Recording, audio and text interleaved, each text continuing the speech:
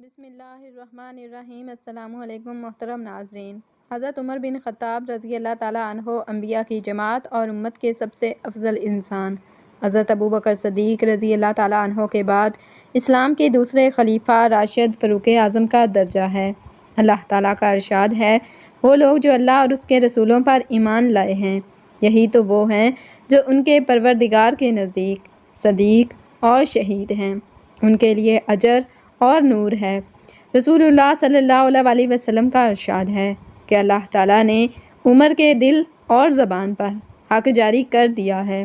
وہ فاروق ہے جس کے ذریعے اللہ تعالیٰ نے حق اور باطل کے درمیان فرق کیا۔ جماعت اصحاب روشن ستارے ہیں، آسمان پر موجود ستاروں کی روشنی کم و بیش ہے۔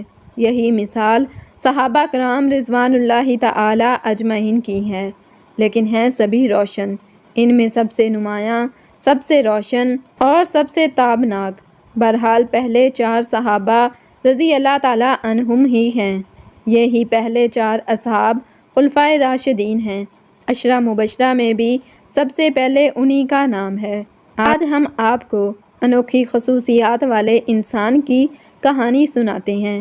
اللہ کے رسول صلی اللہ علیہ وسلم نے اپنے 10 صحابہ کا نام لے کر فرمایا تھا، میرے یہ 10 صحابی جنتی ہیں، گویا انہیں دنیا ہی میں جنتی ہونے کی بشارت عطا ہوئی۔ ان میں سے ایک سیدنا عمر فاروق رضی اللہ تعالیٰ عنہ ہیں۔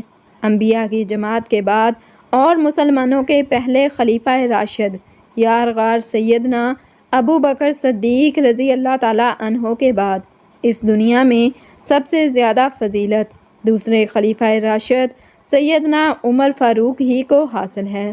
نبی کریم صلی اللہ علیہ وآلہ وسلم نے ان کے بارے میں اس طرح دعا فرمائی تھی، اے اللہ اسلام کو عمر کے ذریعہ سے قوت اور عزت دے۔ ان کے زمانے میں اسلامی حکومت 22 لاکھ مربع میل رقبے تک پھیلی گئی۔ بعض موقعوں پر ان کی تائید میں اسلامی حکومت کا زمانہ تھا۔ اتنے بڑے حکمران ہوتے ہوئے دوپہر کے وقت شہر سے باہر گرم زمین پر کوئی پتھر وغیرہ سر کے نیچے رکھ کر سو جاتے تھے۔ ان کے واقعات اس قدر حیرت انگیز ہیں کہ سننے والے دنگ رہ جاتے ہیں۔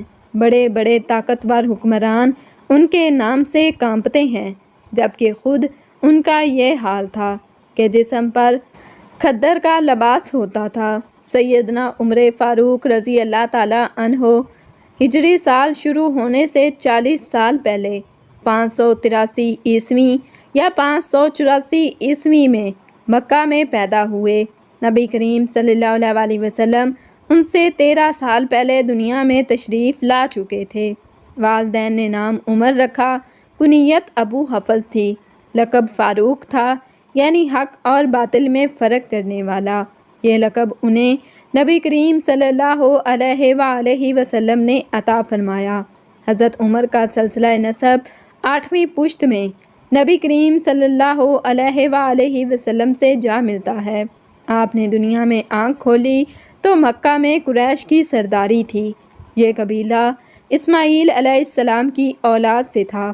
قریش کے آگے چل کر 10 کے قریب قبیلے بن گئے۔ ان میں نبی کریم بنو ہاشم سے تھے، ابو بکر بنو تہم سے اور عمر فاروق بنو عدی سے تھے۔ 10 کے 10 قبیلوں کے سپرد الگ الگ کام تھے۔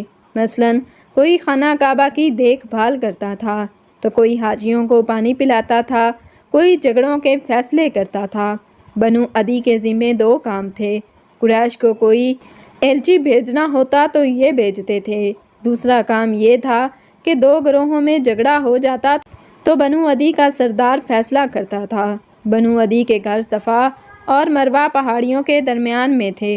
حضرت عمر بن خطاب رضی اللہ تعالیٰ عنہ یہیں پیدا ہوئے اور پرورش پائی۔ ان کے والد خطاب بنو عدی کے سردار تھے۔ جس زمانے میں نبی کریم صلی اللہ علیہ وآلہ وسلم نے نبوت کا اعلان کیا، خطاب فوت ہو چکے تھے۔ سیدنا عمر کے بچپن کے حالات کسی کتاب میں نہیں ملتے۔ اتنا ذکر ملتا ہے کہ بڑے ہوئے تو باپ نے اونٹ چرانے پر لگا دیا۔ اونٹ چراتے ہوئے کبھی تھک کر بیٹھ جاتے تو باپ مارا کرتا تھا۔ جوانی کی عمر کو پہنچنے تک لکھنا پڑھنا سیکھ لیا تھا۔ نبی کریم صلی اللہ علیہ وسلم نے جب اعلان نبوت کیا تو قریش میں کل 17 آدمی لکھنا پڑھنا جانتے تھے۔ ان میں حضرت عمر فاروق بھی تھے۔ اس کے علاوہ انہوں نے سپاہ گیری، تیغ زنی اور گھڑ سواری میں کمال حاصل کر لیا۔ گھڑ سواری کا حال یہ تھا کہ اچھل کر گھوڑے پر بیٹھ جاتے۔ کشتی کا فن بھی سیکھا۔ اونچائی کے طاقتور عالم تھے۔ چوٹی کے کئی پہلوانوں سے مقابلے جیتے۔ شاعر نہیں تھے، اشعار پسند کرتے تھے۔ تقلید کرنے کا ڈھنگ بھی آتا تھا۔ مزاج میں غصہ اور سختی تھی۔ جوان ہونے پر تجارت کا پیشہ اختیار کیا۔ نبی کریم صلی اللہ علیہ وسلم نے نبوت کا اعلان کیا تو ان کی عمر 27 سال تھی۔ اس وقت وہ قریش میں بہت اونچی حیثیت کے مالک تھے۔ مکے کے معزز لوگوں میں شمار ہوتا تھا۔ ان کے بھائی زید بن خطاب، بہن فاطمہ بنت خطاب اور بہنوئی سعد بن زید نے جلد ہی اسلام قبول کر لیا، لیکن عمر اپنے باپ دادا کے مذہب پر سختی سے قائم رہے، ڈٹ کر اسلام کی مخالفت کی۔ مسلمان ہو جانے والوں کو مارتے پیٹتے تھے۔ مارتے پیٹتے 6 سال گزر گئے، لیکن حضرت عمر کسی ایک انسان کو بھی اسلام سے نہ پھیر سکے۔ اس دوران میں کچھ واقعات ایسے پیش آئے جن کی وجہ سے وہ سخت الجھن میں پڑ گئے۔ کبھی اسلام کی طرف مائل ہوتے، کبھی مسلمانوں کے خلاف نفرت محسوس کرتے۔ اس کی وجہ یہ تھی کہ رسول کریم صلی اللہ علیہ وآلہ وسلم کے متعلق قریش کے کافروں نے مشہور کر رکھا تھا کہ وہ جادوگر ہیں۔ اس زمانے میں ایک روز انہوں نے رسول پاک صلی اللہ علیہ وسلم کو حرم شریف کے اندر نماز پڑھتے دیکھا تو وہ آپ کے پیچھے کھڑے ہو گئے۔ اس وقت آپ صلی اللہ علیہ وآلہ وسلم قرآن پاک کی سورت حاقہ کی بلندی آواز میں تلاوت کر رہے تھے۔ اللہ کے کلام نے ان پر بہت اثر کیا۔ انہیں یقین ہو گیا کہ آپ نہ تو جادوگر ہیں اور نہ شاعر ہیں۔ دل میں اسلام کے لیے نرم گوشہ پیدا ہو گیا، لیکن باپ دادا کا مذہب چھوڑنے پر اب بھی تیار نہ ہوئے۔ قاسم بن عثمان کی روایت میں آیا ہے کہ ایک دن طبیعت نے جوش مارا، ارادہ کیا کہ جس ہستی کی وجہ سے وہ الجھن میں ہے کیوں نہ انہیں ختم کر دیں۔ چنانچہ ننگی تلوار ہاتھ میں لے کر نکلے۔ راستے میں ایک مسلمان نعیم بن عبداللہ مل گئے۔ انہوں نے پوچھا، خیر تو ہے، ننگی تلوار لیے کہاں جا رہے ہیں؟ بولے، محمد صلی اللہ علیہ وآلہ وسلم کو قتل کرنے جا رہا ہوں۔ نعیم نے کہا کہ پہلے اپنے گھر کی خبر تو لیں، آپ کی بہن اور بہنوئی مسلمان ہو چکے ہیں۔ سیدنا عمر الٹے پاؤں بہنوئی کے گھر پہنچے۔ اس وقت ان کے بہنوئی سعید بن زید اور فاطمہ بنت خطاب کے گھر میں رسول اللہ صلی اللہ علیہ وسلم کے ایک صحابی خباب بن ارت بھی موجود تھے، جو انہیں قرآن سکھا رہے تھے۔ عمر نے دروازے پر دستک دی تو خباب گھر کے ایک حصے میں چھپ گئے۔ فاطمہ نے قرآن کے اوراق چھپا رہے، لیکن عمر تلاوت کی آواز سن چکے تھے۔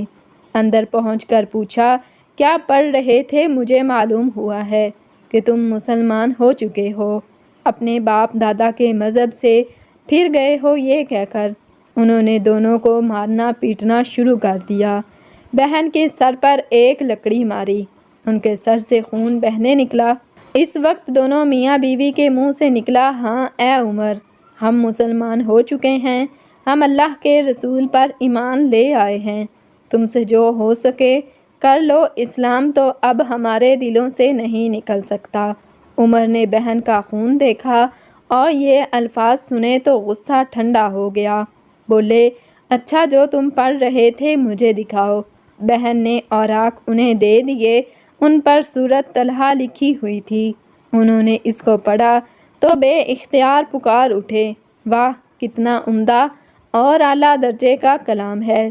یہ سن کر خباب بن ارت بھی باہر نکل آئے اور بولے، اے عمر، مجھے امید ہے اللہ تعالیٰ نے اپنے نبی کی دعا کو پوری کرنے کے لیے آپ کو چن لیا ہے۔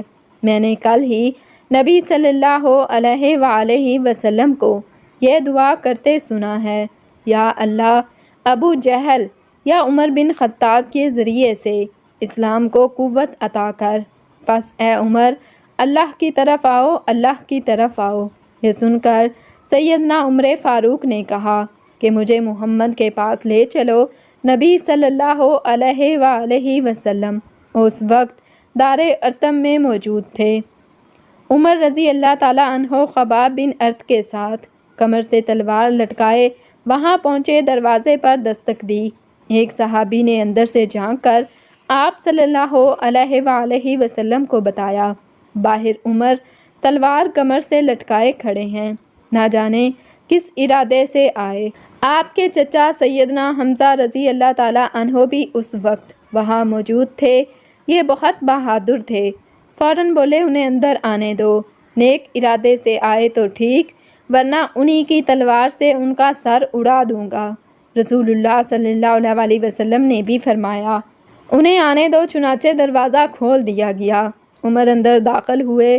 آپ صلی اللہ علیہ وسلم اٹھ کر ان کی طرف بڑھے، ان کی چادر کو مٹھی میں دبا کر زور سے کھینچتے ہوئے فرمایا، خطاب کے بیٹے، تم کس ارادے سے آئے ہو؟ سیدنا عمر رضی اللہ تعالیٰ عنہ نے عرض کیا، اے اللہ کے رسول، میں اللہ اور اس کے رسول پر ایمان لانے کے لیے حاضر ہوا ہوں۔ اس پر آپ صلی اللہ علیہ وسلم نے زور سے اللہ اکبر فرمایا۔ باقی مسلمانوں نے بھی اللہ اکبر کا نعرہ لگایا۔ اب عمر رضی اللہ تعالیٰ عنہ نے کلمہ پڑھا، پھر بولے، اے اللہ کے رسول، کیا ہم حق پر نہیں ہیں؟ آپ نے فرمایا، اس ذات کی قسم جس کے قبضے میں میری جان ہے، تم لوگ حق پر ہو۔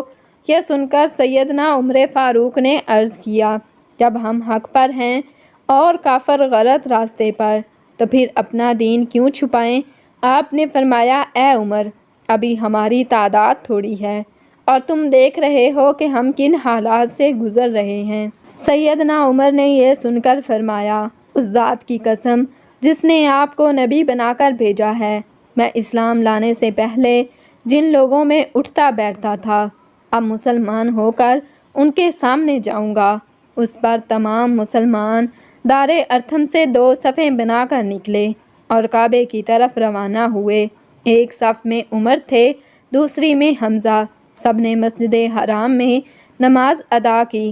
قریش نے یہ دیکھا تو طیش میں آ گئے۔ اس وقت تو کچھ نہیں کہا۔ جب عمر تنہا نظر آئے تو ان پر حملہ کر دیا۔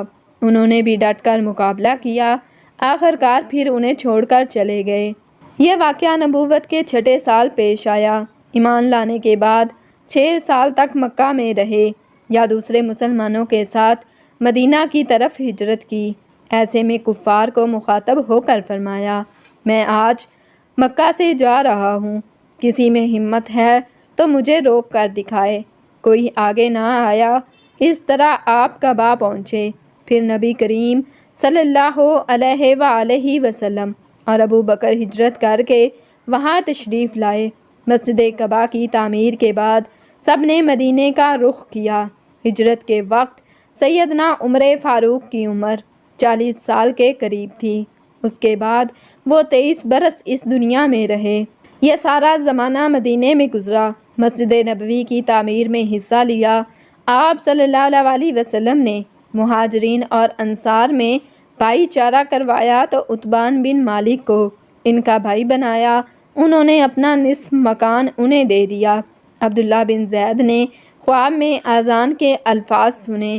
انہوں نے یہ الفاظ نبی کریم صلی اللہ علیہ وآلہ وسلم کو سنائے تو آپ صلی اللہ علیہ وسلم نے سیدنا بلال کو حکم دیا، اذان کہیں۔ جو ہی انہوں نے اذان شروع کی، سیدنا عمر فاروق اپنی چادر گھسیٹتے ہوئے آئے اور بولے، اے اللہ کے رسول صلی اللہ علیہ وآلہ وسلم، اس ذات کی قسم جس نے آپ کو نبی بنا کر بھیجا ہے، میں نے بھی بالکل یہی الفاظ خواب میں سنے ہیں۔ یہ سن کر آپ بہت خوش ہوئے۔ آج تک اذان انہی الفاظ میں دی جا رہی ہے اور قیامت تک دی جاتی رہے گی۔ ہجرت کے دوسرے سال بدر کی لڑائی پیش آئی۔ سیدنا عمر فاروق بھی اس غزوہ میں شریک ہوئے۔ اس غزوہ میں انہوں نے ایک بہادر سپاہی عاص بن ہشام کو قتل کیا۔ یہ رشتے میں ان کا ماموں تھا۔ اگلے سال احد کی لڑائی ہوئی۔ سیدنا عمر اس لڑائی میں بھی شریک ہوئے۔ بدر کی لڑائی میں عمر فاروق کی بیٹی سیدہ حفصہ بیوہ ہو گئی تھیں۔ نبی کریم صلی اللہ علیہ وآلہ وسلم کی خواہش پر سیدنا عمر نے ان کا نکاح آپ صلی اللہ علیہ وسلم سے کر دیا۔ اس طرح وہ رسول کریم صلی اللہ علیہ وسلم کے سسر بنے۔ ان کی بیٹی کو مومنوں کی ماں کا درجہ حاصل ہوا۔ ہجرت کے 5ویں سال شوال میں خندق کی لڑائی پیش آئی۔ سیدنا عمر بن خطاب نے بھی خندق کھودی۔ خندق کے ایک حصے کی حفاظت سیدنا عمر کے سپرد کی گئی۔ بعد میں اس جگہ ان کے نام سے مسجد تعمیر کی گئی جو آج بھی موجود ہے۔ ہجرت کے 6 سال نبی کریم صلی اللہ علیہ وسلم نے کیسے کی زیارت کا ارادہ فرمایا۔ آپ 1400 صحابہ کے ساتھ روانہ ہوئے۔ ان میں سیدنا عمر بھی تھی۔ حدیبیہ کے مقام پر کافروں سے جو معاہدہ ہوا تو کچھ دوسرے صحابہ کے ساتھ وہ سیدنا عمر پر بھی گراں گزرا اور وہ رسول اللہ صلی اللہ علیہ وآلہ وسلم کی خدمت میں حاضر ہوئے اور عرض کی، کیا آپ اللہ کے سچے نبی نہیں ہیں؟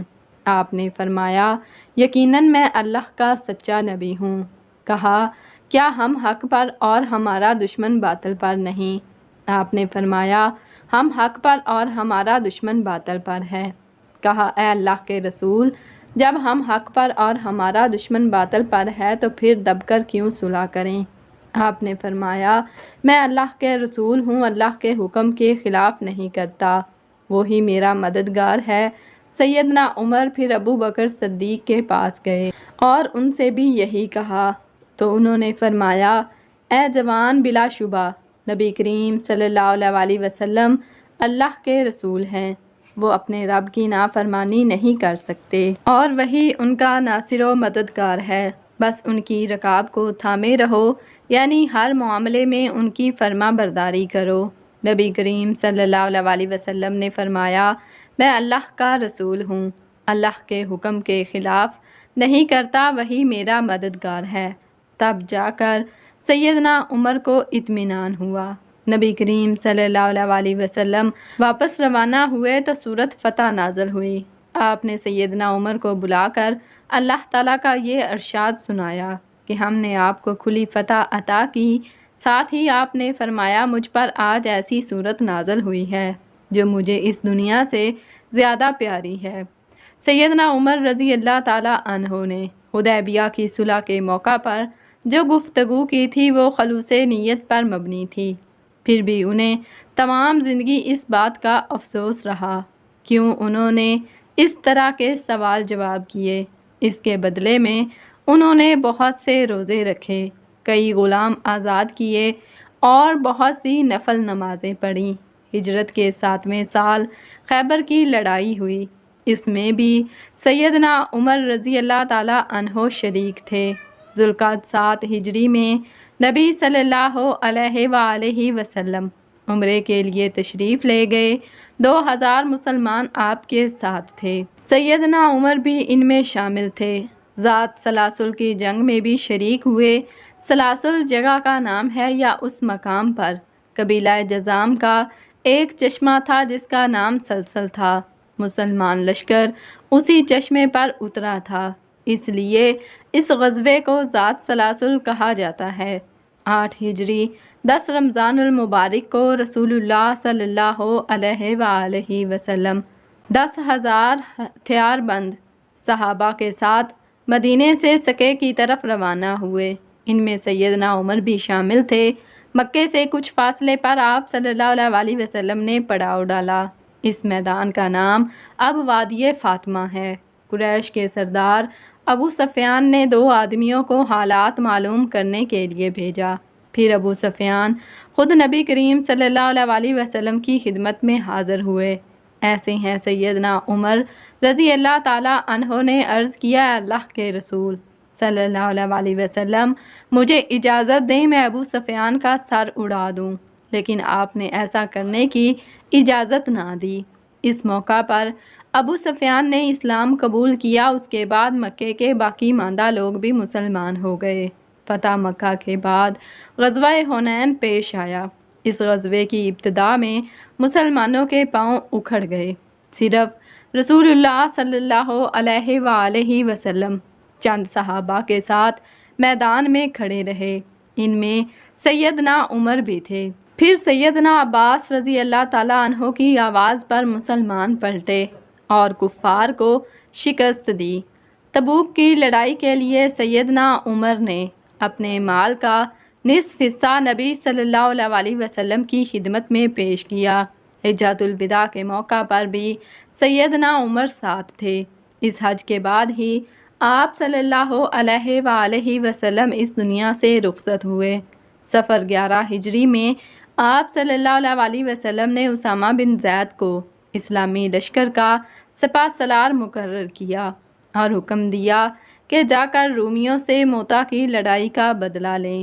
موتا کی لڑائی ہجرت کے 8ویں سال میں ہوئی تھی۔ اس میں اسامہ کے والد زید اور بہت سے صحابہ رضوان اللہ اجمعین شہید ہو گئے تھے۔ چنانچہ آپ نے یہ لشکر روانہ فرمایا۔ اس میں بڑے بڑے صحابہ کے ساتھ سیدنا عمر بھی شریک تھے۔ آپ صلی اللہ علیہ وآلہ وسلم نے رحلت فرمائی تو سیدنا عمر رضی اللہ تعالیٰ عنہ کو آپ کی وفات کا یقین ہی نہیں آیا تھا۔ وہ یہ اعلان کر رہے تھے، جو شخص یہ کہے گا کہ رسول اللہ صلی اللہ علیہ وسلم نے وفات پائی ہے، میں اس کی گردن اڑا دوں گا۔ پھر ابو بکر رضی اللہ تعالیٰ عنہ کے سمجھانے پر یقین آیا کہ نبی صلی اللہ علیہ وسلم رحلت فرما چکے ہیں۔ آپ صلی اللہ علیہ وسلم کی وفات کے بعد خلافت کے مسئلے پر مسلمانوں میں اختلاف پیدا ہوا، تو اس موقع پر سیدنا عمر نے ابو بکر رضی اللہ تعالیٰ عنہ کا نام خلافت کے لیے سب کے سامنے رکھا۔ سبھی نے اس سے التفات کیا۔ ابو بکر کے بارے میں سیدنا عمر کے یہ الفاظ ہیں: ابو بکر رسول اللہ صلی اللہ علیہ وسلم کے صحابی ہیں، غار کے ساتھی ہیں، یہ تمام مسلمانوں سے زیادہ تمہارے معاملات کے والی ہونے کے حقدار ہیں۔ اللہ پاک ہمیں دین کی مکمل سمجھ بوجھ نصیب فرمائے اور ہمارا خاتمہ ایمان پر فرمائے، آمین۔ ناظرین، کمنٹ باکس میں اللہ تعالیٰ کے 99 ناموں میں سے ایک نام ضرور ٹائپ کیجیے گا۔ جزاکم اللہ خیراً کثیرا۔